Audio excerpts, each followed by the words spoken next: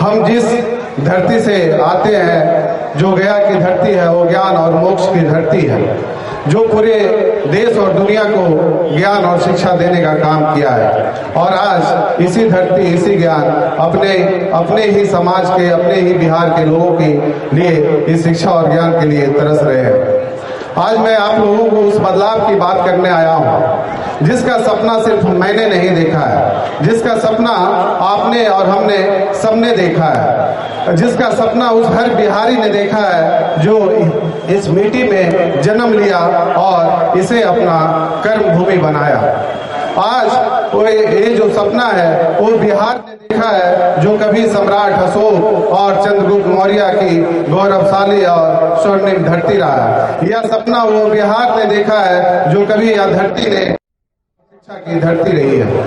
साथियों, आज ये सोचने की बात है कि जो धरती कभी ज्ञान और शिक्षा की धरती रही है, आज वही बिहार के बच्चे अपने ही ज्ञान और शिक्षा के लिए दूसरे शहरों में जा रहे हैं।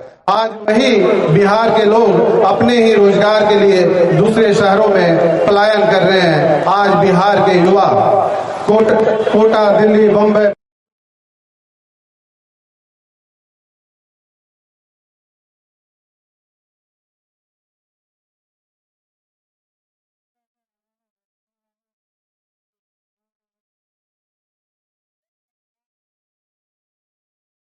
धरती कहलाती थी, जो कभी यह धरती पूरे गौरवशाली की धरती कहलाती थी। आज वही धरती के लोग, आज वही बिहार के लोग अपने ही शिक्षा और ज्ञान के लिए तरस रहे हैं। यह सवाल आपको और हमको झकझोरती है भाई। यह सवाल हमें सोचने को मजबूर करती है कि जो इधर कभी ज्ञान की धरती कहलाती थी, आज वही धरती के लोग कोटा और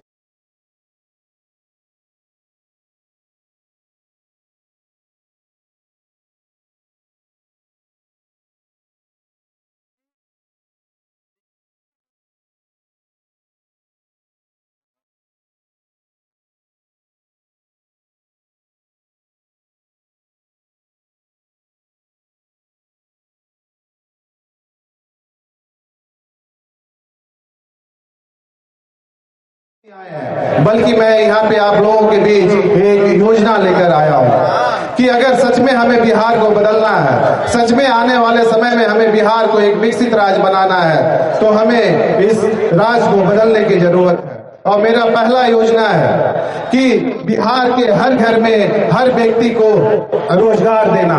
अगर मुझे आप लोगों का समर्थन मिलता है, अगर मुझे आप लोगों का साथ मिलता है, तो मैं यह सुनिश्चित करूंगा कि बिहार के हर घर में हर व्यक्ति को रोजगार दिलाने का काम करूंगा। हर किसी को सरकारी नौकरी नहीं मिल सकती है, किसी भी राज्य के लिए 2% से ज्यादा सरकारी नौकरी कोई भी सरकार नहीं दे सकती है। लेकिन मैं यह वादा करता हूं और आप लोगों को विश्वास दिलाता हूं कि अगर मुझे आप लोगों का समर्थन मिला तो बाकी का 98% लोगों को मैं प्राइवेट नौकरी दिलाने का काम करूंगा। और मेरा दूसरा योजना कानून व्यवस्था को मजबूत करना। बिहार का भविष्य और बिहार का विकास तभी संभव होगा जब यहाँ कानून का राज होगा, और डर का नाम सिर्फ कानून का होगा, ना कि अपराधी का होगा। आप लोगों ने देखा है भाइयों कि आज बिहार में कानून का स्तर कितना नीचे गिर गया है और यहाँ पे अपराधियों का मनोबल कितना बढ़ गया है। जैसे लग रहा है कि यहाँ पे अपराधियों ही सरकार चला रही है, ना कि सरकार अपराधी को चला रही है। यहाँ पे हर रोज हत्याएं हो रही है। मैं हमेशा सरकार से सवाल उठाता हूँ और कहता हूँ कि जो जंगल राज हमें 90 के दशक में देखने को मिलती थी, आज वही जंगल राज मुझे फिर से 2000 के दशक में देखने को मिल रही है। तो जब तक हम बिहार में कानून की व्यवस्था को ठीक नहीं करेंगे, तब तक हम बिहार के भविष्य को संभव एक विकसित राज्य नहीं बना सकते। आज कोई भी बड़ी बड़ी कंपनियां यहाँ पे क्यों नहीं आ रही है? आज कोई भी बड़े बड़े बिजनेस यहाँ पे इन्वेस्टमेंट क्यों नहीं कर रहे हैं? क्योंकि यहाँ पे लोगों को सुरक्षा की मुहैया नहीं कराई जा रही है। यहाँ पे किसी भी चीज की कोई भी सेफ्टी नहीं है, इसलिए कोई भी बड़ी कंपनियां यहाँ पे आने के लिए सोचती है। और मेरा तीसरा जो योजना है वो शिक्षा के लिए पड़ती है। मेरा बचपन से शिक्षा के प्रति बहुत लगाव रहा है और मेरा सपना है कि बिहार में मैं शिक्षा में क्रांति लाने का काम करूं और हमारे बिहार के जो बच्चे हैं किसी भी देश के किसी भी राज्य के बच्चे से पढ़ने में कम ना हुए मेरा सपना है। और मैं आने वाले समय में बिहार के हर स्कूल को, हर गांव के स्कूल और हर प्रखंड के कॉलेज को मैं एक आधुनिक कॉलेज और आधुनिक स्कूल खोलने का काम करूंगा। और जो यहाँ पे सरकारी स्कूल है, जो प्राइवेट स्कूल है, उसकी जो अंतर है, सरकारी स्कूल और प्राइवेट स्कूल का अंतर जो है, उसके अंतर को खत्म करने का काम करूंगा। और आने वाले समय में हम स्कूल के ऊपर स्किल डेवलपमेंट का काम करेंगे। हमारा जो बिहार है, जो शिक्षा के प्रति इतना पीछे है, वो इसलिए पीछे है क्योंकि कभी भी यहाँ पे स्कूलों में स्किल डेवलपमेंट के ऊपर काम नहीं किया जाता है। इसलिए यहाँ के जो स्कूल के जो बच्चे हैं या जो कॉलेज के जो बच्चे होते हैं, उनको पढ़ाई करने के बाद कोई भी प्राइवेट नौकरी नहीं मिलती है, क्योंकि कभी भी यहाँ के स्कूलों में स्किल डेवलपमेंट के ऊपर काम नहीं होता है। तो मेरा जो इच्छा है और मेरा जो सपना है कि यहाँ पे जितने भी सरकारी स्कूल है, पहले तो सरकारी स्कूल और प्राइवेट स्कूल के अंतर को मैं खत्म करूंगा और हर स्कूल में मैं मिडिल क्लास से स्किल डेवलपमेंट के ऊपर मैं काम करने का तो प्रयास करूंगा। और मेरा जो चौथा है, स्वास्थ्य के क्षेत्र में जागरूकता लाना। मैं चाहता हूं और मेरी इरादा है और मेरी इच्छा है कि बिहार, कोई भी बिहार के लोग इलाज के अभाव में या पैसे के अभाव में अपना दम ना तोड़े। मैं हर अस्पताल को आधुनिक अस्पताल बनाने का काम करूंगा। मैं हर ग्राम और हर पंचायत में आधुनिक अस्पताल खोलने का काम करूंगा। और कोई भी जिला में जितने भी सदर अस्पताल है, उसमें बड़ी से बड़ी इलाज करवाने का सुविधा मुहैया करवाऊंगा, ताकि जिला के स्तर के लोग, जिला में जो भी बीमार लोग हैं, वो उन्हें पटना जैसे एम्स, IGMS, PMCH, NMS जाने की जरूरत ना पड़े।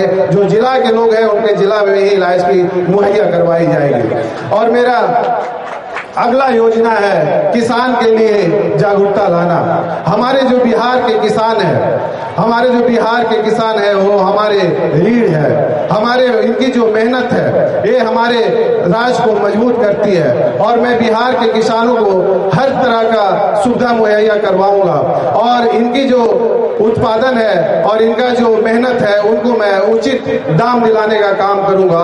और हर गांव में मैं कोल्ड स्टोरेज खुलवाने का काम करूंगा, ताकि किसान का जो फसल का जो कीमत है, उनकी जो मेहनत का कीमत है, वो उन्हें उचित मिले।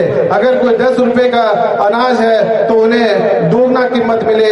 इसलिए मैं हर गांव में, हर पंचायत में कोल्ड स्टोरेज खोलने का काम करूंगा, वो भी बिना चार्ज का। और मेरा अगला है महिलाओं को सम्मान और अधिकार देना, क्योंकि हमारी जो बेटियां हैं, हमारी जो बहनें हैं, हमारी जो माताएं हैं, वो हमारी शक्ति है। और ये मेरा कर्तव्य बनता है, ये मेरा फर्ज बनता है कि मैं अपने माताओं को, अपने बहनों को, अपने बेटियों को अच्छे शिक्षा दूं, अच्छा सुरक्षा दूं और अच्छे रोजगार दूं। ये मेरा वादा है कि हर महिलाओं को मैं सम्मान और अधिकार दिलाने का काम करूंगा। और मेरा अगला योजना है पलायन को रोकना।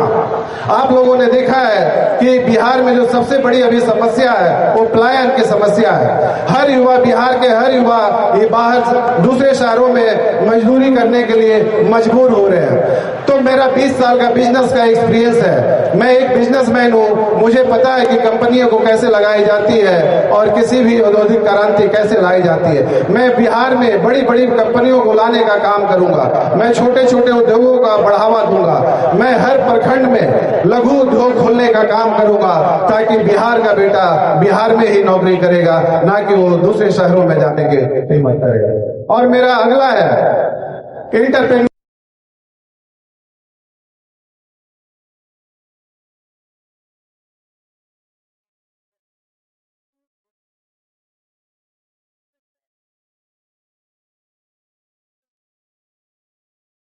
यहाँ पे इतनी फैक्ट्रियां लगाई जाए, इतनी कंपनियां खोली जाए, ताकि बिहार का जो युवा है, बिहार का जो बेटा है, वो नौकरी देने वाला बने, ना कि नौकरी खोजने वाला बने। और मेरा अगला जो है और अंतिम जो है, जात पात से ऊपर उठकर राजनीति करना। बिहार की राजनीति ने जात पात की राजनीति में जकड़ रखा है। अब जरूरत है इस जात पात की राजनीति को खत्म करने का। अब जरूरत है इस जात पात की जंजीरों को तोड़ने का। और यहाँ पे सत्ता में जो बैठे लोग हैं, वो सिर्फ जात पात की राजनीति कर रहे हैं। अगर हम सम्राट अशोक की बात करें, अगर हम गौतम बुद्ध की बात करें, तो सम्राट अशोक के शासन में कभी जात पात की राजनीति नहीं की जाती थी। उनका जो शासन था वो कभी किसी को बांटा नहीं जाता था। उनके शासन में कभी किसी को डराया नहीं जाता था। उनका जो शासन था कभी किसी को दरकिनार नहीं किया जाता था। गौतम बुद्ध के शासन में कभी किसी को विकास से दूर नहीं रखा जाता था। पर यहाँ का आज का शासन और आज का शासक ये क्या कर रहा है आप सभी को भली भांति पता है। आज इस राज के सत्ता में बैठे लोग हमें बांटने की कोशिश कर रहे हैं। इस राज के सत्ता में बैठे लोग हमें संगठित होने से दूर रख रहे हैं। इस राज के सत्ता में बैठे लोग हमें जातियों के आधार पर तोड़ने का काम कर रहे हैं। अब जरूरत है कि ये सबसे ऊपर उठकर विकास की राजनीति करें। और मैं आप लोगों से कोई राजनीतिक नहीं करने आया हूं, मैं सिर्फ आप लोगों का साथ देने आया हूं। और मैं आज आप लोगों का सिर्फ साथ नहीं मांगता हूं बल्कि समर्थन मांगता हूं, ताकि हम बिहार को एक विकसित राज्य कैसे बनाएं, आने वाले समय में हम बिहार को एक समर्थ राज्य कैसे बनाएं, आने वाले समय में हम बिहार को एक सशक्त राज्य कैसे बनाएं। साथियों, ये लड़ाई इतनी आसान नहीं होगी, क्योंकि ये बहुत बड़ाई किसी भी बिहार को, किसी भी राज्य को बदलाव के लिए हम सबको आगे लड़ना होगा, हम सबको एक मंच पे आना होगा। और यह लड़ाई इतनी भी मुश्किल नहीं है। अगर आप लोगों का मुझे समर्थन मिला और आप लोगों का साथ मिला तो मैं आप लोगों से वादा करता हूं कि मैं आपकी उम्मीदों को कभी टूटने नहीं दूंगा और मैं आपके सर को कभी झुकने नहीं दूंगा। तो यह समय है एक बदलाव की। आज जरूरत है सत्ता को बदलने की, आज जरूरत है बिहार की राजनीति को बदलने की, आज जरूरत है बिहार को बदलने की। इसीलिए ये जन आशीर्वाद का नाम रखा गया है, बात बदलाव की और बात बिहार की। साथियों, हम आप सभी से गुजारिश करते हैं और अनुरोध करते हैं कि ये 2025 में जो आने वाला चुनाव है, हर देश में आप देख रहे हैं कि ये बिहार में ही नहीं बल्कि पूरे देश में एक बदलाव की लहर चल रही है। चाहे वो दिल्ली हो, चाहे महाराष्ट्र हो, चाहे झारखंड हो, जहां पे भी चुनाव हो रहा है जनता बदलाव मांग रही है। तो मैं यही कहूंगा कि 2025 में भी हमें बदलाव करनी है। अगर हमें सच में बिहार की विकास चाहिए, सही में अगर हमें बिहार को एक विकसित राज्य बनाना है, सही में बिहार को एक सशक्त राज्य बनाना है, ताकि आने वाले समय में जो हमारे सम्राट अशोक कभी इस धरती को एक गौरवशाली धरती बनाकर गए थे, जो कभी गौतम बुद्ध इस धरती को ज्ञान की धरती बनाकर गए थे, आज आपका बेटा,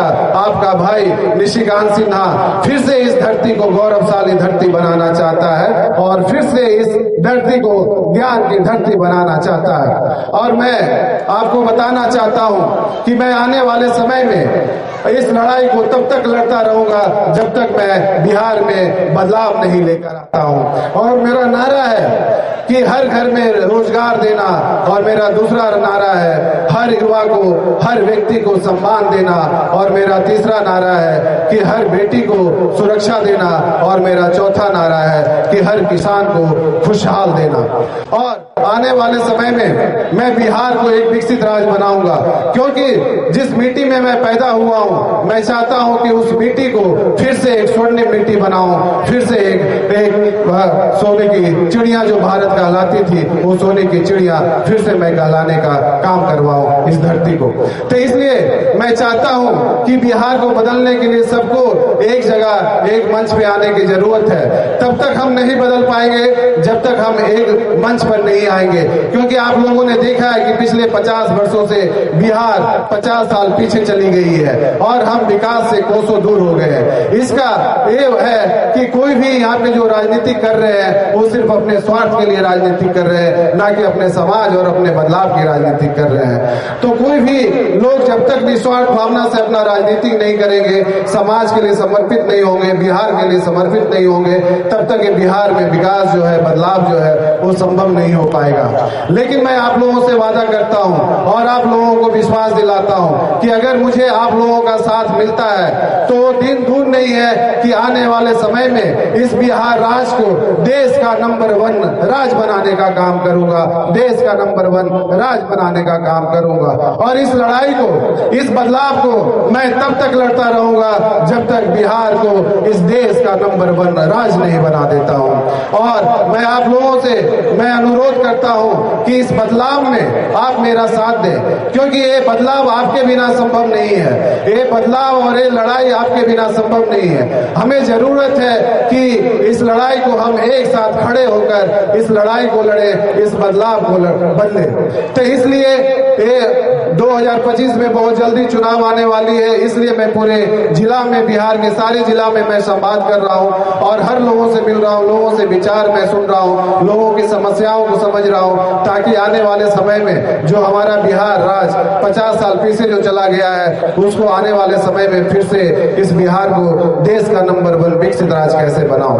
और मैं आप लोगों को कहना चाहता हूं कि ये 2025 में जैसे पूरे देश में देश बदलाव की लहर चल रही है, इस साल 2025 में बिहार में भी बदलाव की लहर चलेगी और आने वाले समय में एक नई सरकार बनेगी और एक नई युवा की सरकार बनेगी, ताकि आने वाले समय में बिहार इस देश का अगले टॉप 5 बिहार राज्य में गिना जाए। इसलिए मैं आप लोगों को बताना चाहता हूं कि आप लोग इस भाई को, इस बेटे को अपना आशीर्वाद दें, ताकि ये आपका बेटा, आपका भाई आने वाले समय में आप इस बिहार की लड़ाई के लिए लड़े और इस बिहार को बदलाव करें। इसलिए मैं आप लोगों को कहना चाहता हूं कि आप मैक्सिमम जितने भी अधिक से अधिक लोग इस लड़ाई में साथ दें, इस बदलाव में साथ दें, जन आशीर्वाद के साथ जुड़े और आने वाले समय में हम इस बिहार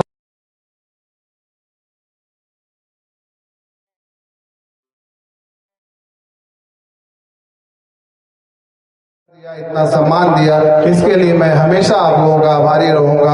और इसी तरह से आप लोग अपना प्यार और सम्मान देते रहे, ताकि आपका भाई को, आपके बेटे को हौसला मिलता रहे और इस लड़ाई में अपना पूरा हौसला दे। और इसी के साथ मैं अपनी बातों को विराम देता हूं और आप लोगों को धन्यवाद देता हूं। जय बिहार, जय भैया जिंदाबाद, जिंदाबाद, जिंदाबाद।